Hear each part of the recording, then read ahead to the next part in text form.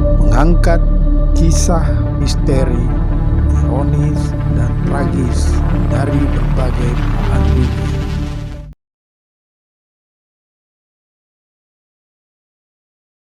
Assalamualaikum warahmatullahi wabarakatuh. Salam revolusi akhlak. Kembali bersama saya Deng Iwan dalam Kisah Gelap. Dalam episode 2 ini yang berkisah tentang tokoh bangsa Air Baswedan atau ARB, kita akan mengangkat perjuangannya sebagai tokoh multikultural hingga diberi gelar pahlawan nasional oleh pemerintah. Meski hingga akhir hayatnya beliau tak memiliki rumah pribadi. Mau tahu kisah lengkapnya? Yuk kita saksikan videonya.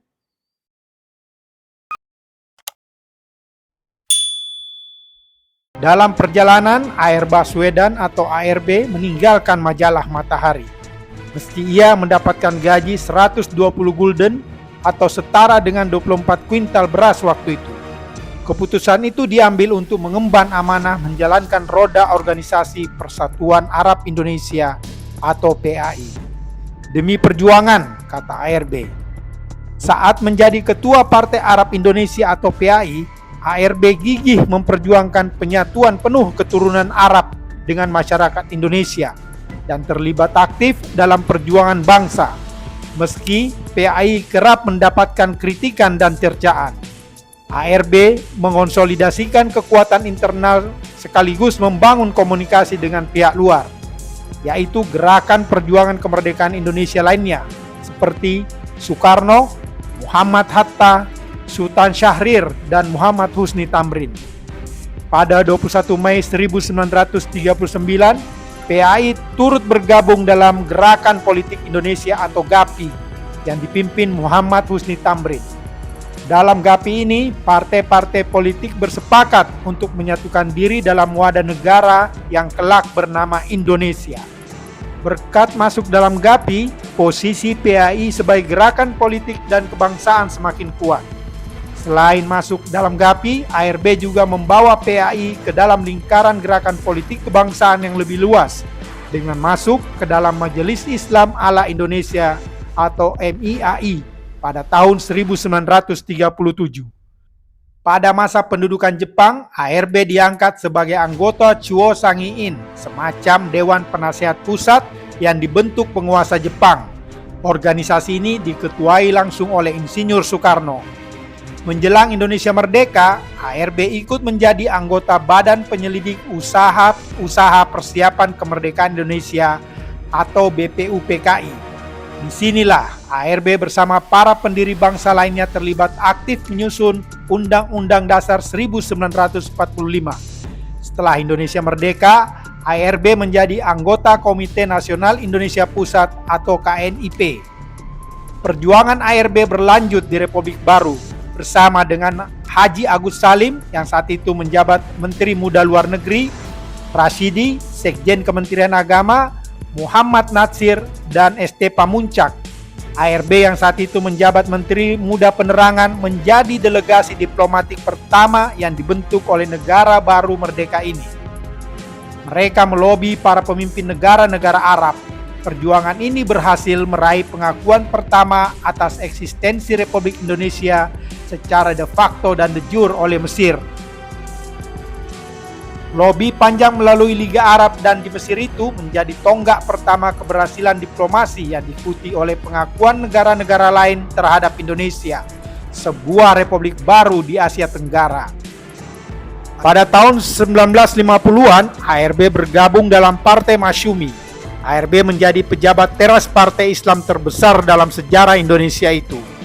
Deliar Nur menyimpulkan bahwa ARB termasuk dalam kelompok pendukung Muhammad Natsir dalam Masyumi. Saat bersekolah di Hadramut School di Surabaya, ARB berkenalan dengan Kiai Haji Mas Mansur, imam dan khotib Masjid Ampel Surabaya. Kiai Haji Mas Mansur menjadi ketua cabang Muhammadiyah Surabaya. Dari perkenalan itu, ARB sering diminta Kiai Haji Mas Mansur untuk ikut berdakwah ke berbagai daerah. Berkat kegiatan ini, komitmen keislaman mengental dan kemampuan pidato ARB terasa dengan baik. Pada gilirannya, kemampuan ini sangat membantu saat ia berkeliling ke berbagai daerah dan menyampaikan kampanye tentang PAI. Dalam bidang dakwah, ARB menjadi Ketua Dewan Dakwah Islamiyah atau DDI Cabang Yogyakarta. Bahkan, dia menjadi pelindung dan rumahnya di Taman Yuwono menjadi tempat berteduh bagi mahasiswa atau seniman Islam yang tergabung dalam teater Muslim. Pada akhir Februari 1986, ARB menyelesaikan naskah autobiografinya di Jakarta. Sekitar 2 pekan kemudian, kondisi kesehatan ARB menurun dan akhirnya menghembuskan nafas terakhir. ARB dimakamkan di TPU Tanah Kusir berdampingan dengan para pejuang Indonesia yang menolak dimakamkan di Taman Makam Pahlawan. Pemakamannya diiringi ribuan orang, para pejabat tinggi, para tokoh, masyarakat, dan juga koleganya turut memenuhi jalan dan mengantarkannya hingga ke peristirahatan terakhirnya.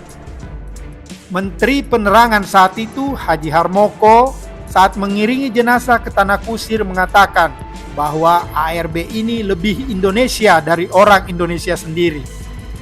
Pemerintah sehari kemudian mengadakan upacara dan apel besar untuk menghormati dan mengingat jasa-jasa ARB. Obituari dan reportase tentang wafatnya ARB menghiasi media lokal dan nasional selama beberapa hari. Semasa hidupnya, ARB dikenal sangat sederhana dan tidak pernah memikirkan harta material. Ironisnya, sampai akhir hayat ARB tidak memiliki rumah. Dia dan keluarga hanya menempati rumah pinjaman di dalam komplek Taman Yuwono di Yogyakarta. Sebuah komplek perumahan yang dipinjamkan oleh Haji Bilal Atmojuwono untuk para pejuang revolusi saat ibu kota RI berada di Yogyakarta. Sementara mobil yang dimilikinya adalah hadiah ulang tahun ke-72 dari sahabatnya Adang Malik yang saat itu menjabat wakil presiden. Berkat sumbangsihnya dalam perjuangan bangsa, negara memberi ARB banyak penghargaan, tak hanya dari negeri sendiri. Negara Islam lain pun turut memberinya penghargaan atas kontribusinya dalam membangun hubungan antar negara dan juga sikapnya yang mendorong penuh kemerdekaan, yaitu dari Mesir dan Aljazair. Pada tahun 2011-2013, Yayasan Nation Building atau Nabil menginisiasi gelar pahlawan kepada ARB. Ada 6 pertimbangan Yayasan Nabil mengusulkan ARB sebagai pahlawan nasional, yakni sebagai salah seorang pembentuk bangsa atau nation builder, sebagai salah satu bapak bangsa atau founding father, ikut berjasa dalam pengakuan diplomatik pertama bagi RI, salah seorang perintis pers nasional, tokoh multikultural yang memperjuangkan kesetaraan gender, serta seniman dan agamawan. Pada hari Kamis 8 November 2018, AR Baswedan atau ARB mendapatkan gelar pahlawan nasional dari pemerintah. Ia diberi gelar pahlawan nasional oleh Presiden Republik Indonesia Insinyur Joko Widodo atau Jokowi di Istana Kepresidenan Jakarta. Upaya Yayasan Nabil dan AM Fatwa mengusulkan gelar pahlawan nasional tersebut berhasil. Meski secara formal ia mengajukan dan mengusulkan anugerah pahlawan nasional untuk AR Baswedan atau ARB adalah Daerah Istimewa Yogyakarta melalui perkenan Sultan Hamengkubuwono ke-10 dan Wali Kota Yogyakarta Heri Zudianto. Demikianlah kisah gelap kali ini. Sampai bertemu dalam kisah gelap berikutnya. Wassalam.